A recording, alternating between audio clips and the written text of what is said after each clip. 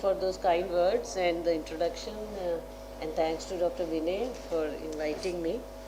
So it's always a pleasure to be among our colleagues, and especially those who are in the private sector, because many times I feel that this type of discussions do happen in the public sector, in the government, and or we do training programs in WHO or other institutes. But you know, in we have always, if you see in WHO documents, we say multi-sectoral engagement or involve private sector. But you know, I can say that it's very difficult, and many reasons, not that there is no intention, but still the priorities are different many times, the availability is different. And so this fact, although there has been a always a effort, but this hasn't materialized well. I don't know if Dr. Vinay remembers, long back we had tried to make a small booklet for IMA or medical practitioners, so that they can go through those 5-10 pages. They can't, nobody can, because they are handling hundreds of diseases, not only one. So we thought, let us make it simple. But after that, you know, it hasn't been updated and all. But I'll try to put forward the knowledge I have and also the advances. Although this is not a disease in a very urban areas, but there are exceptions, and you may or may not be encountering this, or sometimes it is not even diagnosed, it is just treated as fever. So let's see, I'll try to cover some aspect which would be of interest to you rather than the more academic discussion. So I'll start with global burden. Of course, we have every year a World Malaria Report published by WHO, but I just wanted to highlight that, you know, still lot of malaria, especially major component, contributor is Africa, and still a number of deaths, like they of course they have decreased, but still, you can see 608,000 deaths. So it's not a disease which can be forgotten. So still children are dying, and that too under 5. And our region, Southeast Asia region, which comprises of 11 countries, contributes only 2% of malaria cases to the global burden, fortunately. And India, in this region, India accounts for 66. I mean, it's most populous, and most number of cases are here. Other are Indonesia and Myanmar, but rest of the countries contribute a bit less. Now Bangladesh as well. Now you can see that the red part is the case where we say that malaria, one or more indigenous case, means where malaria is still endemic, and there are indigenous cases. I mean, the transmission is within the country. And if you can see, the green ones are those who have been certified as malaria free. We call it malaria elimination. I'll explain in a moment. And then there are other categories, but you can see the Africa and South America and our Indian continent, as well as Indonesia, Papua New Guinea, on the other side you can see they are very high contributors to malaria. And the aim has been, at least for the targets or goals for global malaria strategy, have been that at least when we say 2030, 90% reduction in the global burden and the deaths. So, but for our region, we had committed, at high level meetings, that 2030 will eliminate malaria from this region, including India.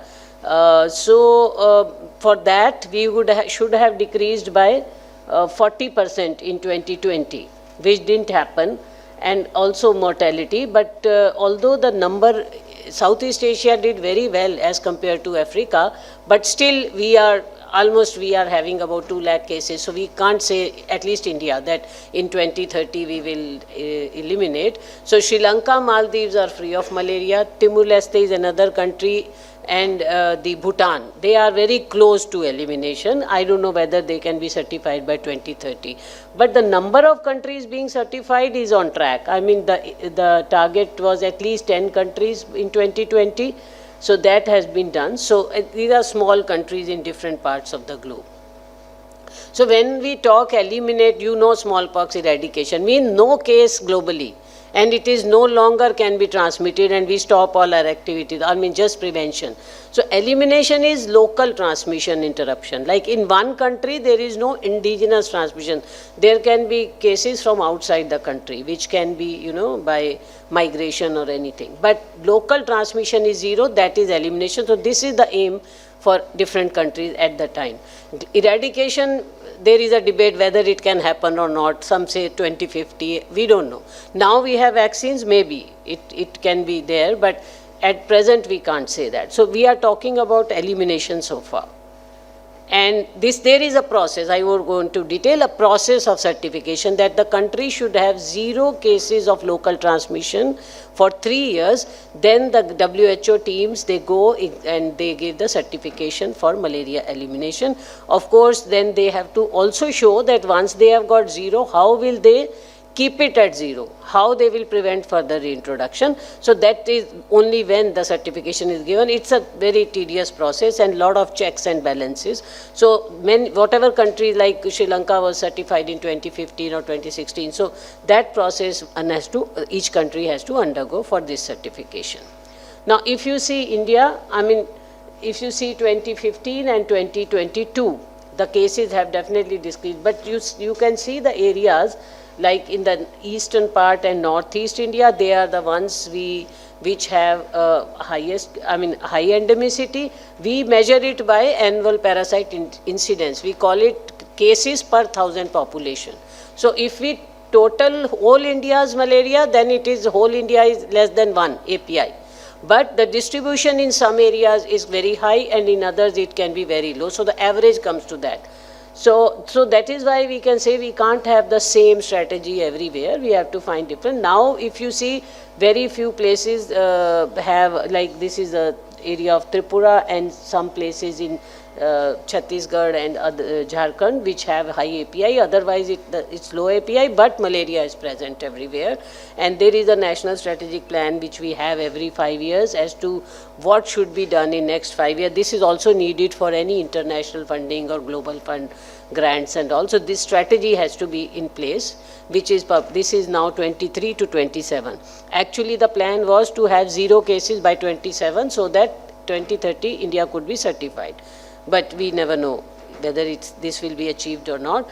But if you see India, the different states have been categorized in different levels, 1, 2 and 3.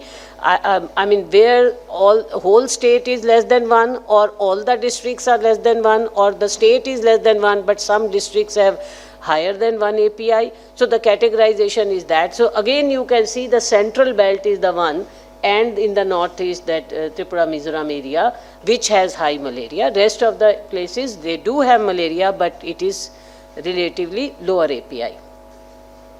If there is any question, I can explain, but see the gradual decline, definitely. But last 2-3 years, the decline, the slope is not like that. You can see the flat line.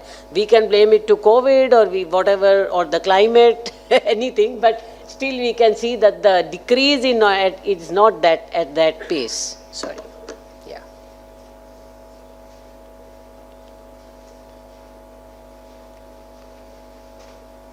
Yeah.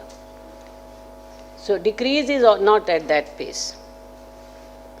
Now, if you see here, why I took this one is that when we talk about urban areas, Mumbai, Delhi, Chennai, I mean these areas we don't have high API, not much malaria, we don't have falciparum transmission, but you see this is the percent of Plasmodium vivax. I'm sure I'm not going to explain, you all know the different species of parasite, and in India we have majority Plasmodium falciparum which causes severe malaria and deaths, and Plasmodium vivax we used to call it benign tertian malaria, but now we don't use that terminology.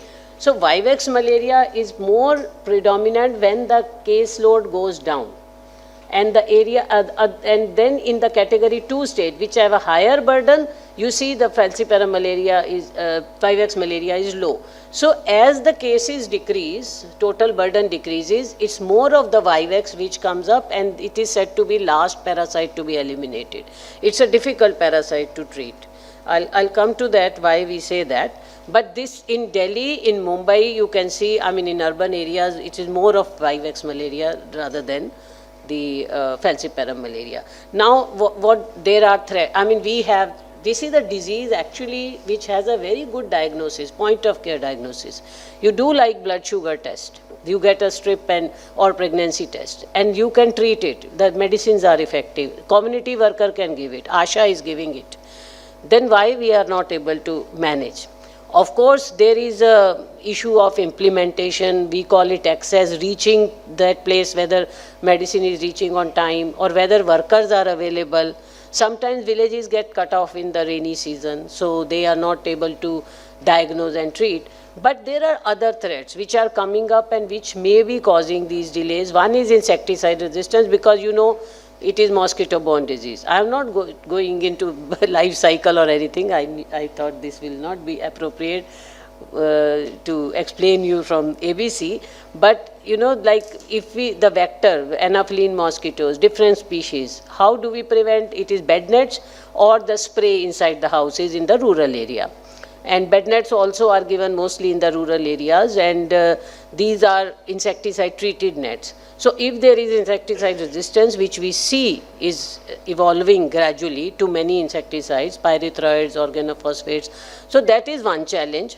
Other is anti-malarial resistance. We are talking about AMR in different forums, and lot of things are covered in that. I was wondering why anti-malarial is not part of that AMR, which should be taken up, and gradually there is a lot of resistance to anti-malarials. I'll show a bar diagram for that. But it is also because of, you know, of course the biology of parasite and the other properties of the medicine which induce the resistance, but it is also sometimes the inappropriate use or availability over the counter, or you know, if we say today consumption of anti-malarial, it is very, very high. If we translate into number of cases, it will be 10 times. So it means many people either they are not being reported or diagnosed, but the other factor is that fever cases are many times being treated with anti-malarial, and these anti-malarials are available over the counter. So, and then it may be incomplete dose or whatever. So that can also further impact the anti-malarial drug resistance. The other factor is the mutations in the parasite. Now, I would like to explain here that we use tests which are like you know about dengue and others, we use antigen antibody detection, but here we use antigen detection test. Now, if this antigen which we are using, HRP2 for falciparum detection and other LDH based antigens, now if there are, what happened? So if there are mutations in the parasite or that gene is not detected, then it becomes difficult to diagnose. So that is another threat which we call as a biological threat for, you know, the parasite. So that can impact our diagnosis. Then the vector species are also, you know, some vector species are very hard to control, and they have a different habits, different biting habits, and different, you know, like outdoor transmission and all. So they can't be, I mean, prevention of malaria cannot be done by using bed net or spray. So those are some of the biological genuine challenges, besides, as I said, the implementation challenges. Now this you can see the drug resistance. This is from a published paper. Now quinine was the first one, and it was in 40s it was used, but till date we can't see, the drug resistance is still not there because it is hardly used. People can't, the compliance is very difficult, very lot of side effects. But so misuse is not there. Maybe that is why we don't see the quinine resistance as per now. Chloroquine resistance developed in 60s. And there are other medicines like SP. In 70s only we started seeing the resistance. But now when we say 3 bars, or this means that we are using combination. So I just want to say that we have many products like sulfapyrimethamine, mefloquine, and pipraquine, pyroneridine. These are all medicines which are being used as partner medicines. We don't want to use any medicine alone for malaria, and they are all combined with artemisinin, which of course is from a plant source, but this is the magic bullet which has a very fast action and it is for severe malaria also it is used, but what we say is that use it with the partner medicine, any of these partners. So that we protect this and we don't have resistance development to this medicine. The other factor is that artemisinin is very short, has a very short half-life, few minutes. So either you have to give it many times in a day, but if you combine it with a long-acting medicine, then it becomes a good combination. I'll show you which combinations are available in India. So we have WHO guidelines for malaria, and these are basically, they give every detail about prevention, case management, elimination, as well as vector control, everything. And these are live guidelines, they are updated. Now next week also we are having a meeting to update. So it is not that it has to be published, which takes a year or two. So then you can have it, the next version online. Once this was October version, now this December 24 we'll have another version. So whatever is updated, they put the date that this is updated on this date, that particular chapter, and so it goes on. And this can be, downloaded also. Like we have, I have a next slide.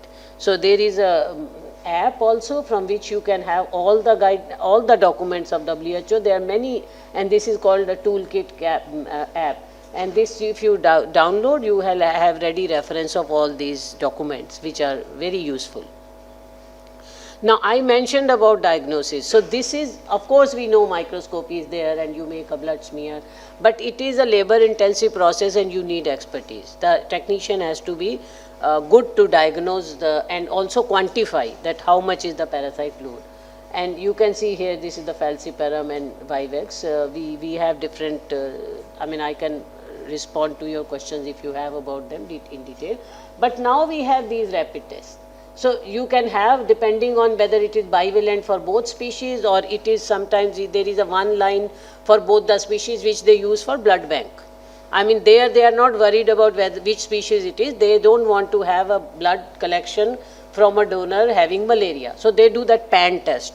And if there is a band, they will not use that blood. Or it can be for falciparum or it can be for both. One band for one species or two, you can have two bands for both the species. So this can be done at community level. This is being done. You very well know ASHA. ASHA is equipped to do that and they are trained for that. And now they are very reasonably priced because of the volume, and they are really the backbone for diagnosing malaria now. And the aim is to treat every patient within 24 hours of diagnosis. So if it is diagnosed, then you give the treatment through ASHA only. Now this is the PCR. Now everybody knows about PCR after COVID, but this is basically a research tool, not for, for diagnosing routinely, but many times you want to see whether there are two species or whether there are other rare species present or not. There is one species called novel C, which is also now seen. Initially it was in macaques, but now we see in the human beings, especially in Malaysia and other countries. So PCR is a tool for mostly research, not for the routine diagnosis. So this is the way we can diagnose malaria, but then how to treat it.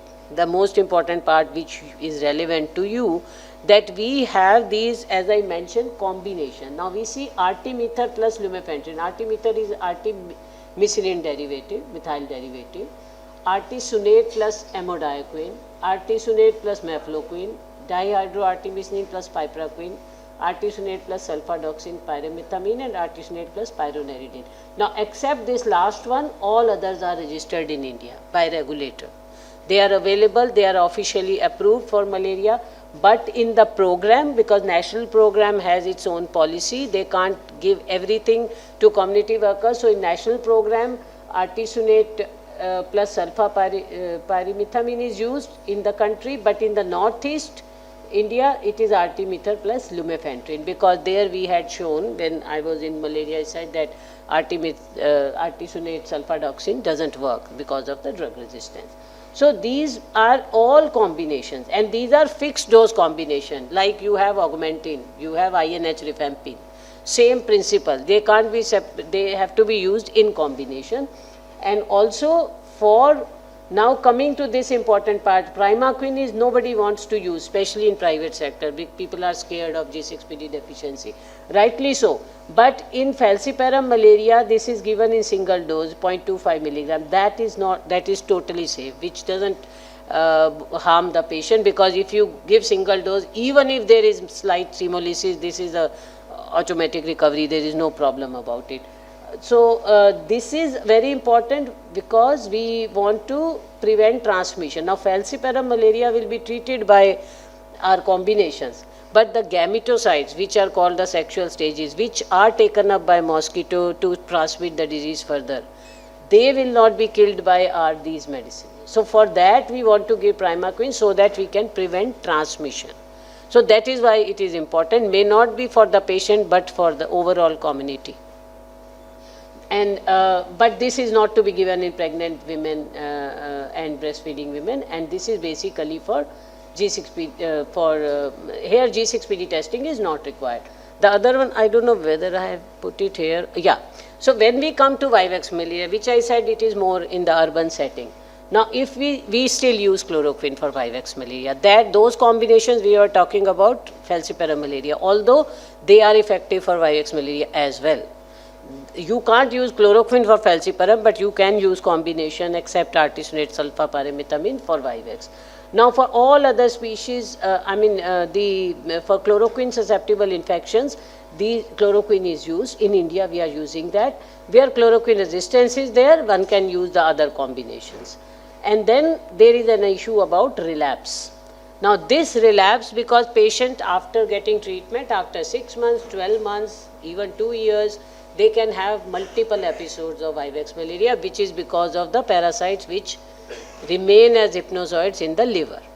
And they just wake up depends on how many people. They say 20 to 40% people have relapses. So for that we need to give primaquine. And the dose is 14-day course, although here the best practice is, and especially in private sector where you can do the G6PD test, it can be very well done. And then after G6PD, they can give for 14 days, or you can give double the dose for 7 days. If the G6PD is normal, then there is no issue. And now to inform you, I think you must all be aware that there is a point of care G6PD test also available, which is approved by regulator called SD Biosensor.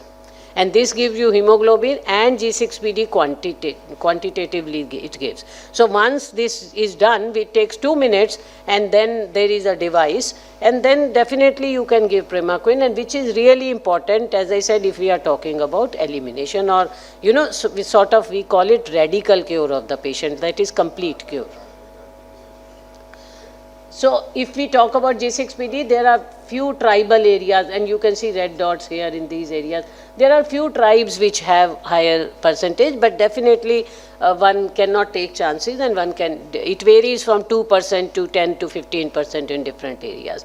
But where in like Parsi, this lot of deficiency, so there it is known, one should test, but ideally if means are there, one should test and treat with primaquine. Now, severe malaria in hospital setting, you see the patient in coma or in hypoglycemia or respiratory distress. I mean, these are, the severe malaria can present in various forms. Again, I am not going into all that, but there the rule is give injectable, that to intravenous artesunate at least for 48 hours, and then switch over to the oral therapy which I was mentioning. And for children, per kg dose is there, recently it was revised. So artesunate is a very good immediate fast acting medicine. If it is patient is diagnosed and treated with artesunate immediately, there is no reason that there would be mortality, unless when the patient has come to you already is renal failure or ARDS or things like that. But otherwise, injectable artesunate, if it is given after diagnosis, one can save the patient very easily. Of course, the other fluids and management of anemia or other things or, other management which needs to be done.